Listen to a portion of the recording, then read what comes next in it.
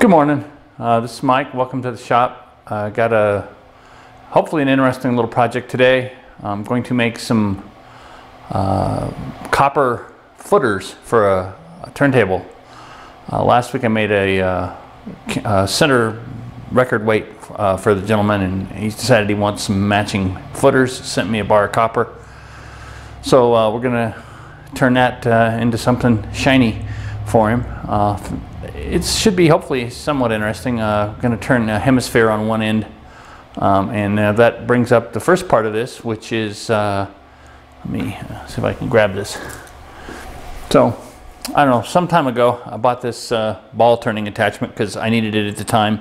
Did not want to spend the time, didn't have the time to spend making one.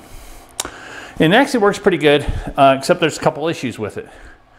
This main bar, the rod runs into the top nut on the tool post. I think it was made, his original design is probably for a slightly smaller lathe. So this runs into the top of my tool post. So I'm going to have to make a longer bar. This is 15 millimeter. I don't have anything that size, but some 1/2 inch steel would work good. I could turn a piece of 3/4 aluminum down, but I'm not going to waste all the stock. I'll just use a piece of 1/2 inch mild steel. The other thing is that this pivot here, yeah, it should show up. Anyway, this pivot, if you're making a ball, you want it to swing. But if I'm making a hemisphere, I want it to come up and just stop so I don't go too far. So I'm just going to make a little stop. We can screw on the side here, and it'll just stick up and swing out of the way. I'll probably just use a piece of 1/4 by 1/2 inch aluminum. That'll only take a second. Just cut it off, a couple little holes, drill and tap it, screw it on there. But anyway, then I'll show the copper pieces, what we're gonna make. So let's see if this shows up. Anyway, this is gonna be our, let's get that in front of the camera. Anyway, this is gonna be our piece. This is actually full size. It's 1.7 inches in diameter. It'll be about 2 inches long. Big radius, some little grooves for just looks. And drill and tap 3/8 16 on the end. Anyway, should be fairly quick. I'm not going to show all three of them, obviously. Just one of them should be enough. I will have to make a way to hold it after it's turned so that I don't damage it with the chuck jaws. Probably going to make a quick aluminum sleeve. I'll show that, and I'm just going to slit it with the bandsaw or hacksaw. Nothing fancy on that. Anyway, let me get the camera moved and we'll do something else. So this is our piece. So basically, I just want to prevent this from going past perpendicular to the workpiece. One of the good things is that whoever built it originally offset it so that these two faces are in the same plane. So that basically all we need to do is put a little piece on there that'll just act as a stop. Have this old piece of 1 inch by 1/4 inch aluminum. I'm just going to use one of the holes that's already in it. Cut it off a little bit and just make it just long enough to fit. Say, you know, looks like about 1 inch 3/30, so 1 5/16. 3/12 would be plenty. I mean, it doesn't have to be very precise, just enough to stop this. So just cut this off, don't have a little hole in there. I'm probably not going to show that because it just can't be that interesting. Probably will just take this off so I can clamp it in the mill vise easier. I don't want to have to disassemble this. It's got a tapered bearing in there, so we'll just take this apart. Assuming that it, that'll come off. That's in there pretty good.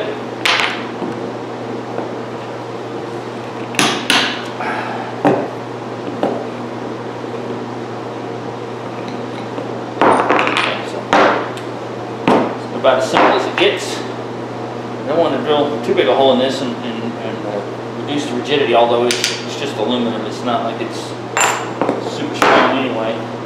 And then we'll cut a little piece of bar, just tap it for the original metric threads so that I can reuse the screws. Let's cut this off and get it done. Just wanted to mention one other thing. I just cut this off and belt sanded it a little bit just so that it's smooth.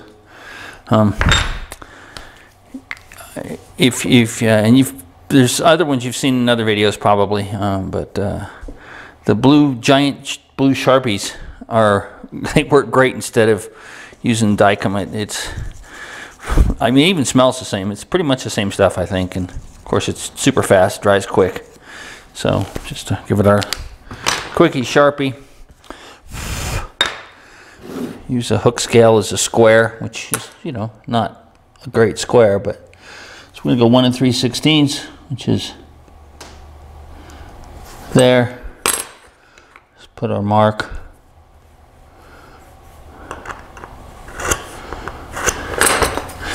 So the thickness of this bottom piece, it looks like it's pretty close to 5/8. So that's 16 millimeter. So we're just going to go 5/16 from the edge. Call that the center. It will be more than close enough. So let's see here. That's the bad thing about this. It's a little hard to read on one side. So, okay, we'll use this side. We'll go 5/16, which is right there. If this was needed to be precise, we'd use, you know, better layout. But for what this is, it's fine. This is 1-inch material, so we'll just mark it halfway. I don't even have a center punch. Grab a center punch. Anyway, we'll just put a little punch mark in here. Again, it doesn't have to be very precise for this. We'll just do this one probably in the drill press. And then on here we have to be a little bit more precise. So I want it to, obviously we're going to cut it off on our line there. But basically, I want it to end up at about the end of this. So I'm going to draw a little scribe mark where the end of our piece is, not much. So we're going to go over 1/2 inch from that and halfway up. So we'll just put a little of our, although it's not going to show up very good. Alright, so we're just going to go over, I can't scribe with the center punch.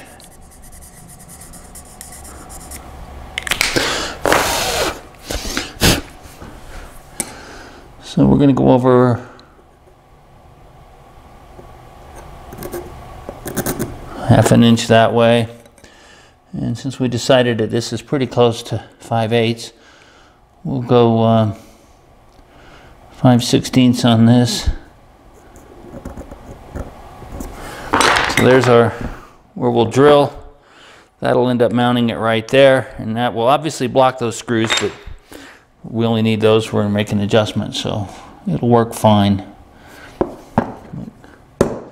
Sure we're on our punch mark, and this one does matter a little bit more, so we've got to get it right. Looks like we're good. Okay, so we'll clamp that in the vise real quick, drill and tap it. Not sure what size just yet. Got to think about this for a second. I don't want to go too big. Maybe 832, 1032. I'm going to dig around in the screw bin, see what I can find. Okay, found a nice little 1/2 inch 1032 screw, which would be just right. Go halfway through half the screw thread will be in the body and half will go into the piece, so that'll be plenty strong. This does not have to be very strong. So we've got got a 1032 spiral tap to start and a plug tap for a bottoming tap.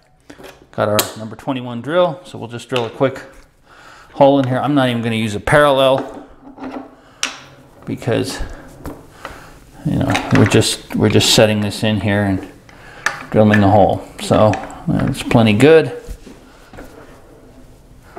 Assuming that shows up. it may not. Yeah, barely. All right, nothing that exciting here, but we'll show it. I'm not even gonna tap it down. It's below grade, but that's okay.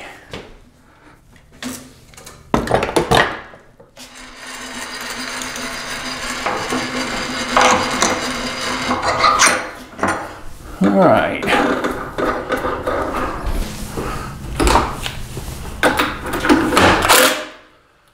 All right, I will go turn the phase converter on and be right back. Okay, this is strictly an eyeball job. Not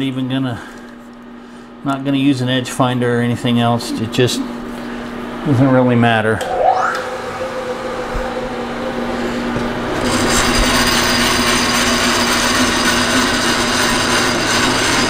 So we'll just kind of give it an eyeball lineup with our punch mark.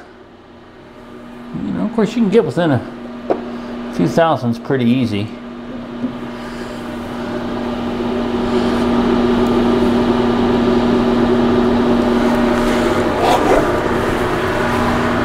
Now, let's see here. That's good enough.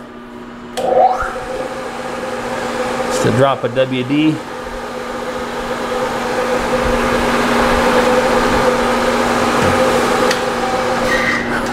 All right, so I'm pushing, nothing's happening. That would be because last time I used the mill, I had a quill stop on there and forgot to remove it. And it just so happened that that hit just at the spot where that drill was going in. So this should work better. Amazingly. Okay. So we'll just...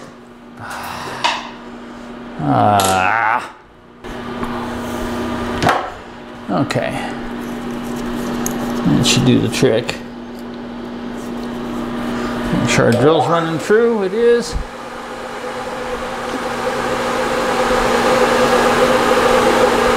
And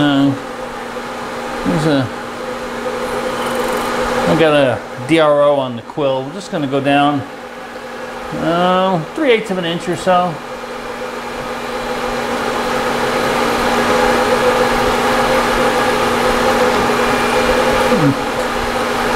It's 300.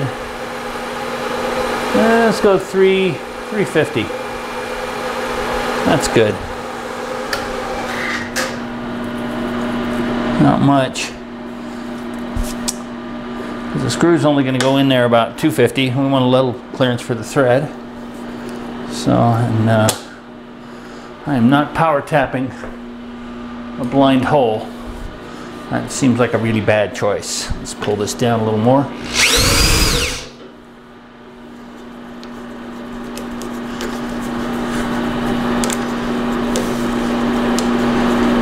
So I'm just going to put a spring-loaded center in there.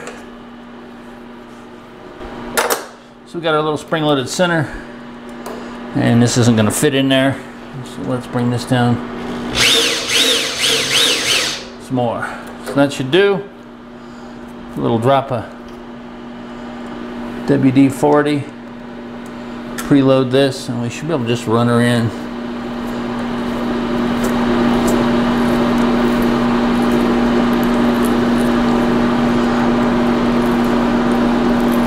Break the chip every now and then.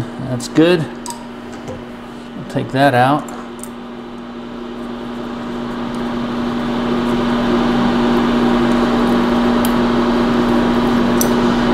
Didn't want to come out very good. Ow.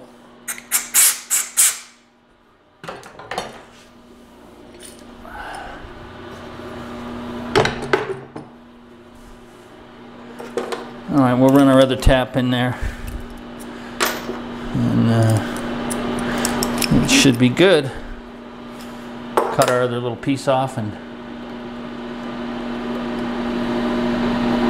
this should start. We're still going to put our center in there.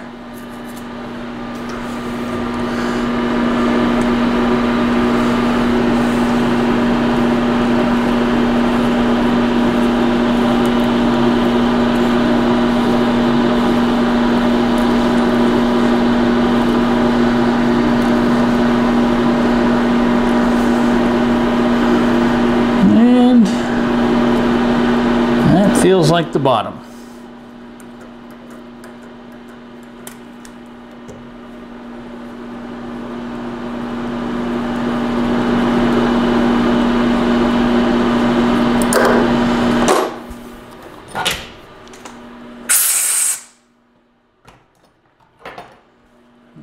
Assuming I grab the right tap, it will fit. And of course it does. So we're good. Just need to drill our little mounting piece. Cut it off. I think I'll probably cut it off first and drill it. Do that off camera because it's not much to see. I wasn't going to show any more of this, but I found something I thought was a little interesting. When I went to put this back together, there's our hole for the mount and this, and it all goes on there fine. But you can see in here there's quite a bit of wiggle, enough that it could be cocked by a couple of degrees on assembly. So because I went to tighten it down and I realized it's not square, which, you know, I mean, in this case it's cosmetic, but so if you have something like this, you know, find a piece, something flat. You know, I could use the surface plate, but for this is going to be good enough. I'm just going to, that's going to hit. So get a bigger piece so that this can hang down, and at least that way you can hold them both flush with the plate when they're snugged up. And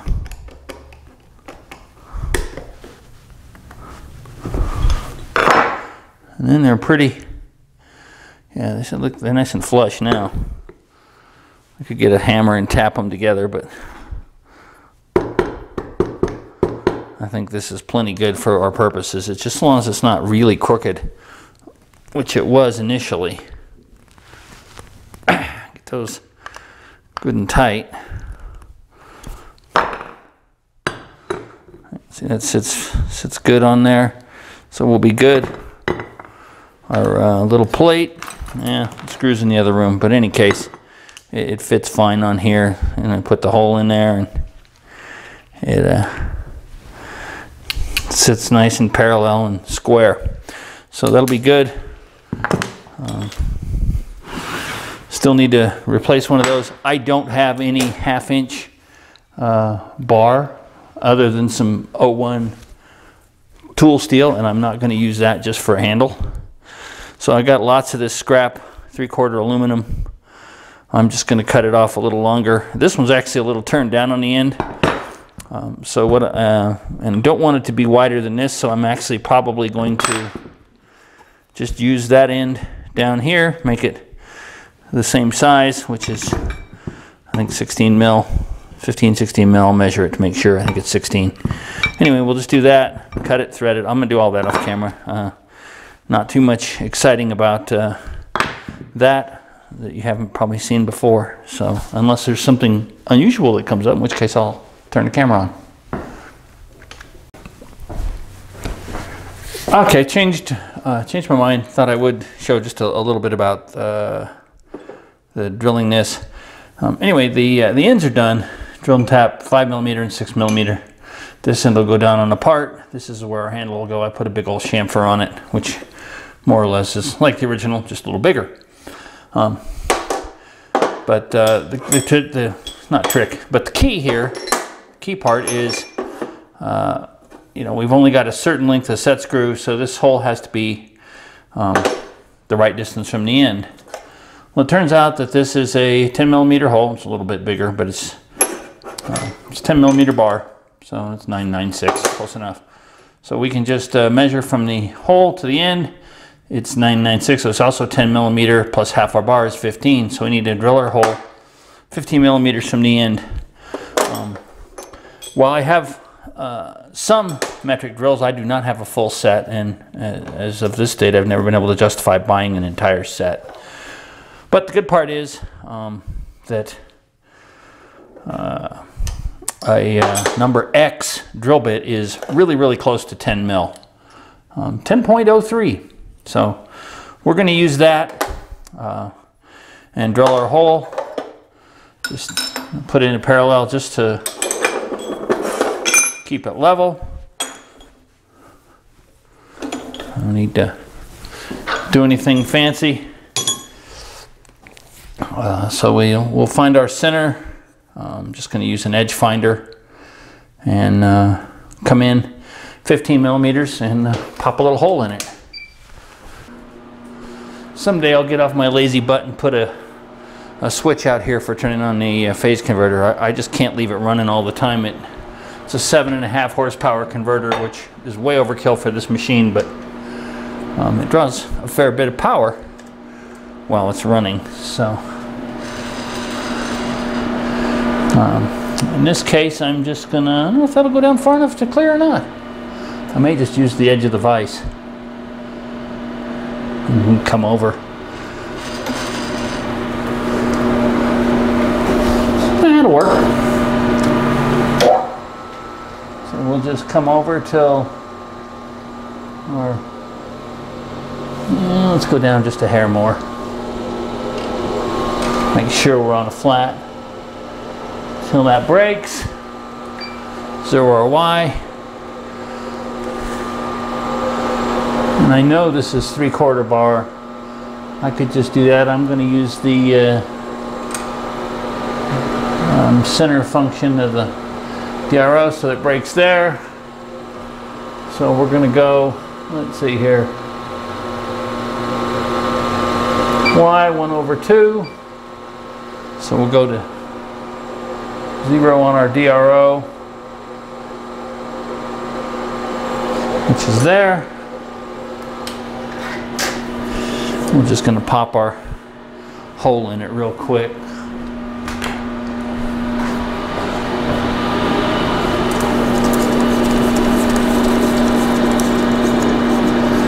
No, that would have been stupid. So for people who were paying more attention than I was, I forgot to come in the end distance. So while I was centered in one direction, I surely was not in the other.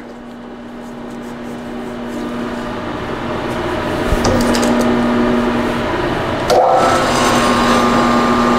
come down here and touch off. Right there. And put the DRO into millimeters. Come in 15.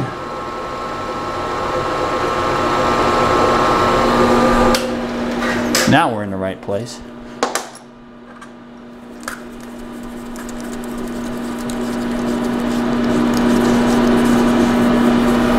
All right.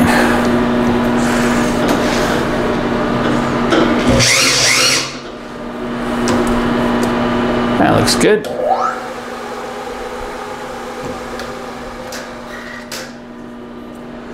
One of those times when I wish I had a screw machine bit this size, but I don't. So we gotta bring our table down a ways.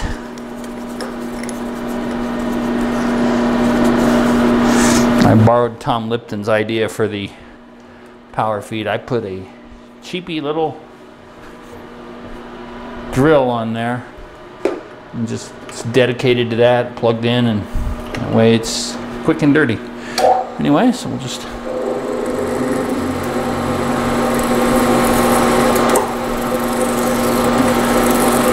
break our chip so they don't get too long and stringy. Okay, you can hear it. That's the hole in the middle where I tapped it. There we go. Just a little more on there.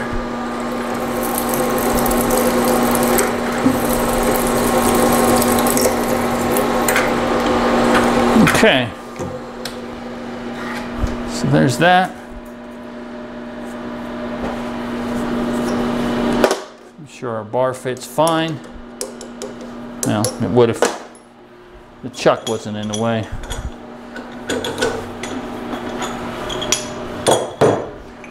So we'll deburr this and we should be good to go. You'll have to clean up the middle. And there we go. So we'll clean that up, put this back together, and then we'll actually get on with the real project.